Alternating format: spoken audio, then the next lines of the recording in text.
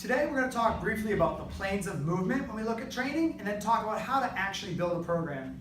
The planes of movement we use here at Tufts University are as follows. Right? The big ones are quad dominant, that's the front of the leg. Hip dominant, glute and hamstring, the back of the leg.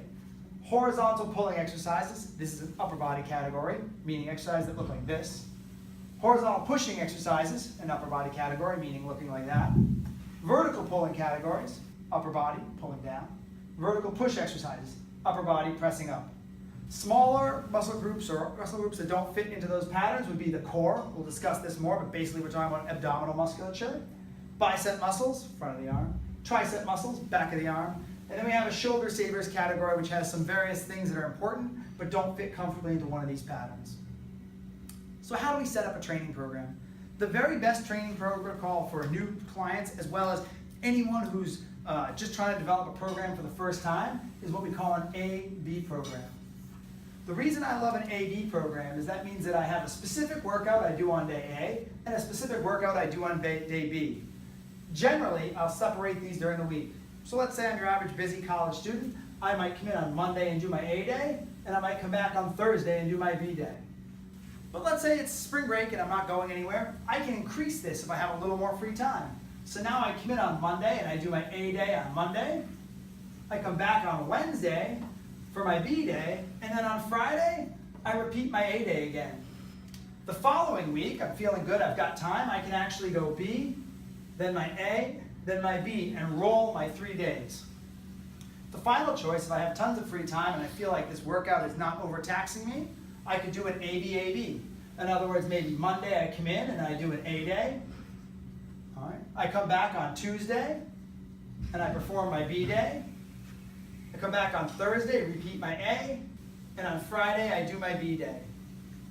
While it's not written in, that implies your other days are off. Off days are crucial for success. You've got to make sure you plan out your recovery as much as you plan your training. What I'd like to do now is walk you through a typical A and B day. All right? There's a few different ways you can set it up. Common splits in the gym are as follows.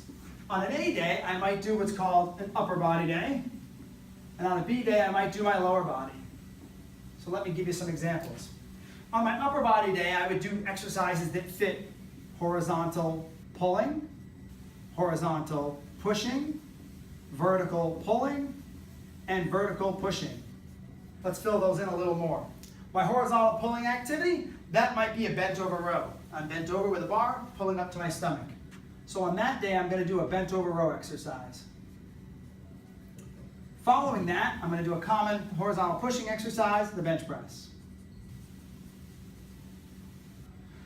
On a vertical pulling exercise, I'm now going to choose a pull-up. And finally, on a vertical pushing exercise, I'm going to choose a shoulder press.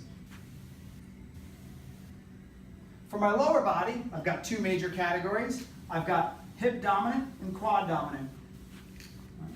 I might choose for hip dominant that I'm going to do some deadlifts. And for quad dominant, I might do some lunges. Assigning the details to these programs, how many sets, how many repetitions, is a very big discussion. But if you're new to training or you're not sure, try to keep your rep range somewhere in the 8 to 12 repetitions per set. And without any other rules to follow, make sure your total sets for the day, your work sets for the day, are under 20 sets. All right? Those two rules will help you form a pretty good program. Another common split, this was upper lower. Another common split might be push and pull. I won't assign the individual exercises, but I'll assign the movement patterns. Under the pushing category, I now have my vertical push, that's upper body, my horizontal push, that's upper body, and my quad dominant. Right? On my pull exercises, I'm going to have my hip dominant exercises, and I'm going to have my horizontal pulling and my vertical pulling.